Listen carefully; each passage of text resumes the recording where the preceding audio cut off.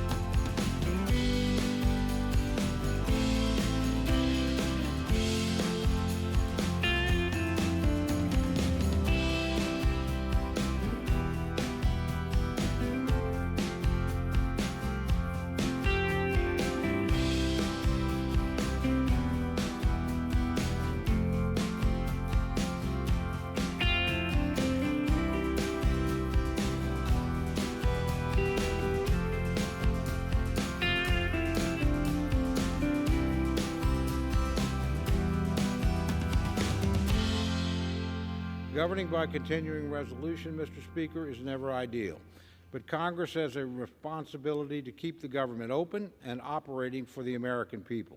The alternative, a government shutdown, would be devastating to our national defense and for our constituents, and would be a grave mistake. Today's bill, Mr. Speaker, avoids such a self-inflicted error.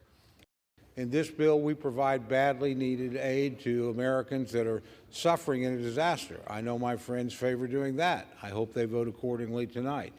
We must deliver results to show the American people that we are serious about correcting the course of our nation, and this bill is the first step in that direction. We are on the cusp of an agreement to move this country forward. But 2 days ago, a multi-billionaire with apparently no working knowledge of our government or of appropriations, someone who was a self-appointed president of the United States, Elon Musk, issued a marching order for House Republicans to go against their own elected leadership. To give the gentleman another 30 seconds, another minute if he needs it. Okay. These are the types of things that have been taken out of this bill. Healthcare protections, consumer protections, environmental protections, safety protections. These are the types of things that have been taken out of this bill because some billionaire, richest man on earth, decided that he didn't want those things. This has now become a bill that has taken out anything that is important, essentially, for consumer or health protection or for relief to lower costs for the American people. Look, I think that the bottom line is that this would have been a very unfortunate time to add the debt limit to any agreement, any CR, and I'm very glad we didn't. Look, this was a compromise. We got some major things we wanted in the bill, particularly the disaster relief, which was bigger. President asked for 117. We got 100. We kept the government open, and we didn't get the debt ceiling. So there were three major victories. We didn't get everything we wanted, but I think if you look at the vote in the House, people felt pretty good. It was virtually unanimous. We are really grateful that tonight, in bipartisan fashion, with overwhelming majority of votes, we passed the American Relief Act of 2025. This is a very important piece of legislation. It funds the government, of course, until March of 2025. That was a big priority for us. This is America First legislation because it allows us to be set up to deliver for the American people. In January, we will make a sea change in Washington. President Trump will return to D.C. and to the White House, and we will have Republican control of the Senate and the House. Things are going to be very different around here. This was a necessary step to bridge the gap, to put us into that moment where we can put our fingerprints on the final decisions on spending for 2025. We also, in this bill, as you know, took care of Americans who desperately needed and deserved the assistance. We had a record hurricane season. Hurricanes Helene and Milton in particular did dramatic damage across at least 6 states, the Carolinas, Virginia, from Florida, Tennessee, all the way through. And they have been waiting for the federal government to assist. We did that tonight in this bill. We are excited about this outcome tonight. We're grateful that everyone stood together to do the right thing. And having gotten this done now as the last order of business for the year, we are set up for a big and important new start in January. We can't wait to get to that point. We encourage swift passage in the Senate now.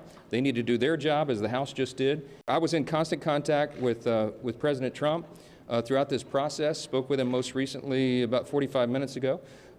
He knew exactly what we were doing and why, and this is a good outcome for the country. I think he certainly is happy about this outcome as well.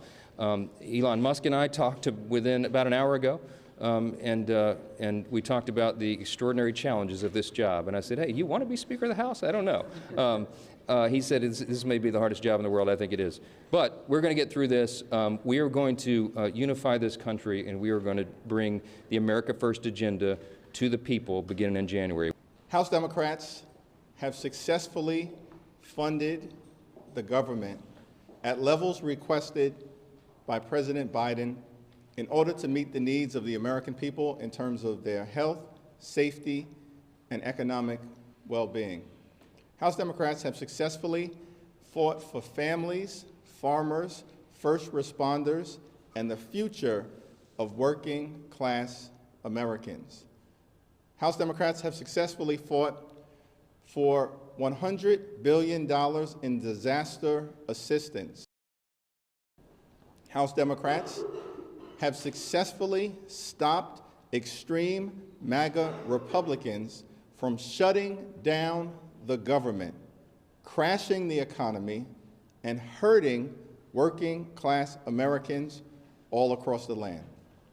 House Democrats have successfully stopped the Billionaire Boys Club, which wanted a $4 trillion blank check, by suspending the debt ceiling in order to enable them to cut Social Security, cut Medicare, and cut nutritional assistance while providing massive tax breaks for the wealthy, the well-off, and the well-connected. This is a victory for the American people. We have successfully advanced the needs of everyday Americans, but there are still things to be worked on, and we look forward to that fight in the new year.